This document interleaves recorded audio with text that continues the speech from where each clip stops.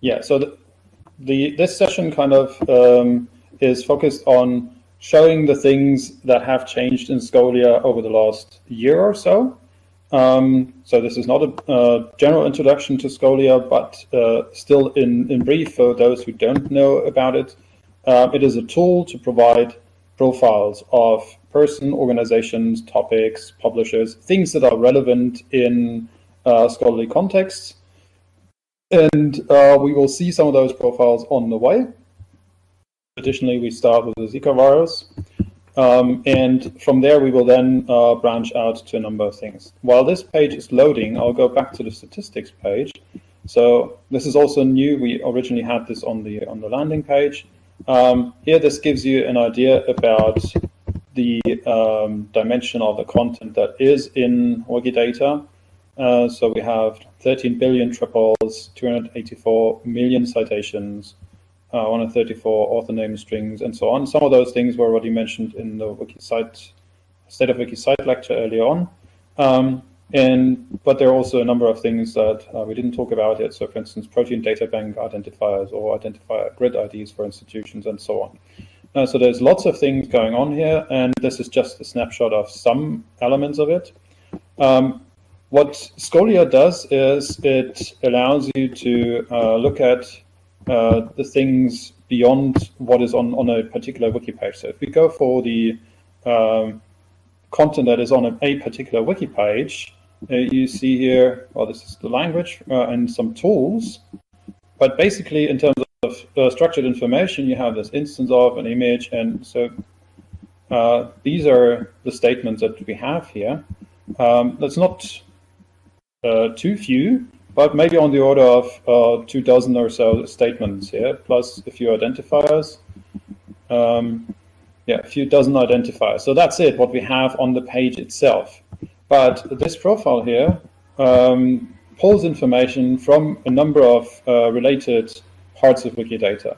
First, it looks at things that are similar to Wikidata, to the top wiki we're looking at, Zika virus, and then it also looks at the context, how it is connected to other things in the system, and then it looks at what papers have been published about the Zika virus. None of these papers are, like the information about none of these papers is available via the item for the Zika virus directly. But the items about the papers can link to the item about the virus and so on. Similarly, publication types or the authors who are publishing on the topic. All of this can be gleaned, and some of the things that are new actually are that, for instance, we now have a little link here below each query that leads you to the source of this query on GitHub, where you see there's a little Q, which is the variable that basically replaces the Wikidata identifier here on the top. In our queries, you can see that here. So here we have this identifier that is basically learned from or passed on from the identifier of the URL through which we go to that profile. And originally, until a few months ago, this was all kind of mixed with the Python JavaScript code that we use to build this page here. And now we've externalized this, which should make it easier to create just the Sparkle part of the tool, and maybe also innovate around that. So if you're interested in improving Sparkle queries or using them for teaching, there you have a bunch of them in our repo. Some other things I want to demo are linked from the Etherpad.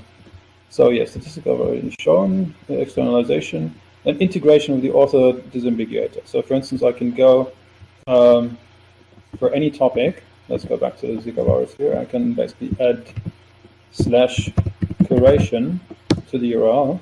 And then I come to a page that tells us what is known about what we don't know about this particular topic. So for instance here, we know that there are several papers that have an author name string, young new, and that have been tagged as being about Zika virus. But we, of course, we don't know yet which Yang Liu this was, and so we are linking here to a tool, the author disambiguator, that does this kind of, or that assists with disambiguation. The problem with names like this is Chinese names transliterated into Latin, they're very hard to disambiguate, and so I'm not going to do this live here. You just see that there is a cluster that the tool has identified, where these sets of publications here, they all seem to be from the same person that uses the string Yang Liu. And here's another cluster where the tool also suggests an author that is already identified, has a Wikidata item. But then the question for the user of this tool would be whether these two clusters are the same and whether this one is actually the one that should be mapped here, and so on. And Scholia facilitates that, and over the last year we've improved the integration here. You have similar curation pages on a number of other Scholia profiles. So for instance, for venue or organization or things like that. Okay, so what else did I want to show? We have, redirects. So we have a number of redirects actually. This is a simple one we had already for a while. I'll just use that as an example. So basically, when you can think of an identifier for something, and Wikidata has a property for it, and Scholia uses it in profiles, like the DOI, for instance, then there's a good chance that there is a redirect mechanism. What we mean by this is, if you know the DOI of something of a paper, you can just go Scholia. I'm not sure this is visible, so I'll enlarge it here. Scholia address /DOI/that DOI, and then if I click on this, you see this is being redirected to that particular paper, and then you can explore the paper. And we have redirects for a number of things, and also an important aspect of Wikidata is actually it can, or Scholia, it can show you the things in the database for which this particular work actually is used as a reference. So that's important in wiki-site contexts, like here, how Scholia can expose those statements where a particular work is used as a reference. And that is potentially a more direct measure of impact than some of the other impact assessment tools that are used in scholarly contexts. Yeah. Then here is an example where we have worked on, so this is a basically a compilation of works by Nobel laureate Johannes Jensen. And in this compilation, you also have things that point to where this is used on Wikipedia. So here, this means in the Danish Wikipedia article about this exotische Novelle, I can't really pronounce that well. There is a mention of this source here, Wikidata, by this Wikidata identifier, right? And so now we can track the use of different works across wikis, not just on Wikidata, but also in Wikipedia. Then here's another one for these the actual impact. So here we learn that this particular protein domain is involved in this particular signaling pathway. Or if you want to search for it, you need to look into this particular cellular component, things like that. And all of this is traced back to this particular paper. Then once you have a paper like this, you can go and add /export. Oops, if you can type, that helps. Yeah. And that brings you to a page that gives you basically the citation. You can then copy and paste this into your reference manager if you're writing your papers or your publications in LaTeX. And here the citation CFF is another file format that is supported. Yeah, so this is also relatively new. Then, apart from citations, we're also adding Cito support. So Cito is the citation typing ontology.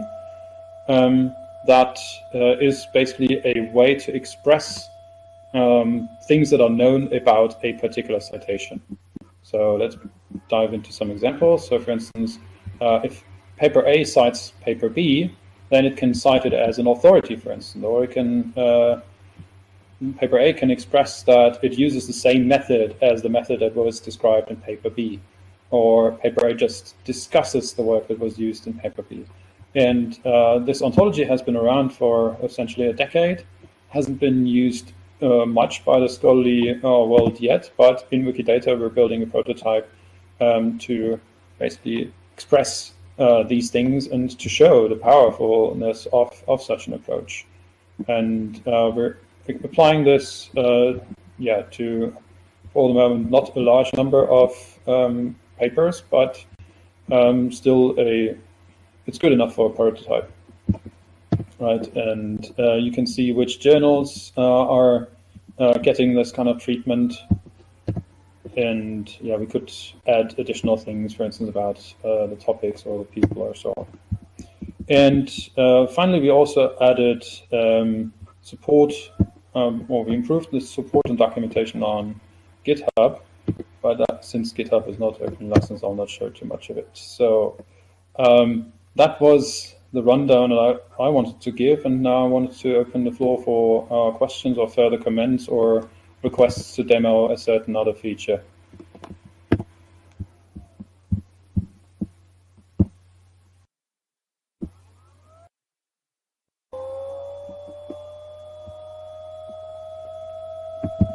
I'm now in listening mode. I don't see, you see what I see on my screen. So if you want me to do anything specific, please tell me. We have a question now, Daniel. What is the plan for the future? Plan for the future is to keep it going and add functionality. So we had a grant to work on it to make it more robust that has added, for instance, in cases where queries would time out or so, it has added more useful error messages and things like that. And that grant has ended in August. Right now, we don't have any funding to move Scholia forward, so this is now back to entirely volunteer work. And we have a number of things that we want to work on, actually. So one is, of course, always improving the stability and performance of the service itself. Second, adding functionality. But third, there are also things like, for instance, making it easier to run Scholia on your own Wikibase.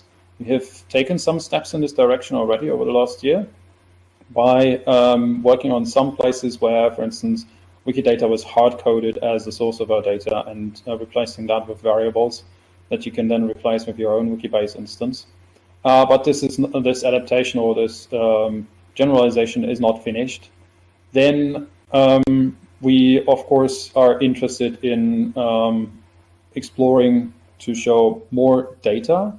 So, for instance, about things that are not well represented in Wikidata. We also want to improve the curation workflows so that they help with the curation of things that are underrepresented in the Wikisite corpus.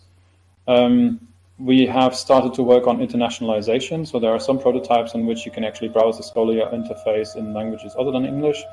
It already usually shows you the bubble graphs in the language of your browser. But we're working on making that interface more international as well. We're also thinking about modularizing it, but many of those developments are kind of affected by the overall direction that Wikisite is taking. Like, for instance, if this split-off that is being talked about a lot at this event here, if the Wikisite split-off is going to take place, then of course this would have effect on Scholia. And right now we don't really know how to do or how to plan for that, and so we focus on improving the performance of the existing system, and that involves things like caching. Yeah, we also have added schema annotations. So once the system works more stably, we can actually invite the search engines so that individual Scholia profile pages could actually be indexed by search engines. Right now, we don't allow that. Yeah, so that's a brief summary of the things we're working on. Thanks for that. Apologies, it looks like I overlooked a couple of questions, so let's go back to those. First one is, are there query IDs for the Sparkle queries you're using within Scholia? Not really, although I could think of a number of ways to implement that. For the moment, the best we have is you can basically go to GitHub and get the commit ID that has that particular version of the query that you're using. But otherwise, I would need to know a bit more about the use case that you have in mind, and then we can discuss this. Okay, next question. I'm afraid I don't understand this one, so if I articulate it incorrectly, maybe Phoebe can jump in, but it's, are the cyto intentions properties? I think so, yeah. Let's check. Where was it? Cyto support. Well, the intentions are items, but there is some. Let's check how it is. So this is an item, but we can check. Don't have a good example here. Maybe Egon, I think who was on the call. Oh yeah, he can go. We can go here, and then we can check how this is expressed. So, I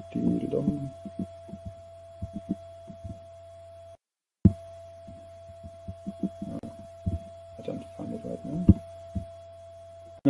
Well, it should be visible here somewhere, but I don't know how right now. We will find an example and put it in the Etherpad later on. Maybe switch to the next question. Yeah. Okay, and just to flag, we've got about 5 minutes left. What about abstracts from FatCat? Yeah, well, abstracts have the problem that they're not typically in the public domain. That's one thing. And Wikidata is a public domain database, so it can only ingest things that are in the public domain. That's one thing. Second, FatCat has a corpus that's larger than what is currently in WikiCite. And so that would also be something to be discussed. And third, we don't have a property for abstract yet. And even for titles, we're cutting the titles after 400 characters, and some titles are longer than that. So abstracts are not, let's say, not on the direct next steps, and certainly not for Scholia alone to decide. Although what we could be doing is from the Scholia and try to use the identifiers that we get from our Wikidata and then pull the information from places like Crossref or so to visualize in Scholia profiles. That is technically possible and legally as well. But yeah, we haven't worked on this yet. I'm not seeing any other questions. There was one about a gadget to move author names from stated as to P50, but I think that's been answered in the chat already. Author disambiguator, I would highly recommend as a tool. If anyone else wants to ask any questions, please put them in the chat and we can put them to Daniel. We've still got a few minutes left. But while we're waiting, perhaps I know there are issues with Sparkle queries timing out in Scholia. Have you any control over that on your side, Daniel? Because I know it's all related to scalability issues. Yeah, we have some control over it. So for instance, when we build a page that has multiple Sparkle queries, then we could insert a certain delay into the time when we are calling the Wikidata query service, because one, particular kind of error that we sometimes get is too many recurrent requests or something like this. And this happens when there are too many requests coming from the same source, basically. And especially if you open multiple Scholia profiles at the same time. Like, for instance, you go into a profile and you have a list of table of results, and then you want to explore those results, and you click on multiple Scholia profiles, then that gives you that error. For other errors, we have not much of a handle. The best we can do right now is just tell people, look, this is an error. And the errors are typically there is too much data or too little. So, for instance, we often have too little for the academic graph, where data about the academic supervisor or the doctoral students is missing for some person. And then we show a little error message that invites people to curate that information instead of an error screen. And we also often have the opposite thing, well, not that often anymore, but still frequently, when for items that are actually very well curated, the system sometimes actually times out, and you don't see that well curated information because of performance issues with the query servers. And here we are experimenting with a number of things. And so, for instance, we are experimenting with running our own query service based on dumps. We are experimenting with caching at different levels, where we could, for instance, decompose a query that we have into multiple smaller queries that on themselves have a smaller load to the query servers. And especially if we combine this with caching, we can then reconstruct the results like locally with less stress to the overall system. But none of these things, they work at the scale that we would need. And so this is an area of active development. Well, thanks for that, Daniel. We've got a minute left, and I think SJ is warming up for the panel discussion later, asking would splitting out articles from Wikidata make Scholia's work harder? Certainly, because we would have to change some things. But if it, let's say, if we've managed a clear cut of Wikisite out of Wikidata and then managed to import it all into some other database, then in Scholia we would essentially need to flip some switches. The problem is I don't believe in the possibility of a clear cut because, for instance, the topic annotation. Scholia can express the fact that a particular work is about a topic, and that topic can be anything that Wikidata knows of. And so that is by definition essentially the entire graph, or if we want to keep the set of topic annotations, we should at least keep that part of the graph that has been used as the main subject annotation. And then there are similar things like the places where people have been born, or where they have had affiliations, or the places that are the narrative location of a particular literary work. All of these things, they are connected with the scholarly graph. And so doing a clean split is essentially impossible. And then the question is, what kind of uncleanliness do we accept? And that's the kind of thing that needs to be discussed, because right now the system is not ideal, and so we're going to transition into a future that's not ideal. And so, but as a community, we can define what the priorities are.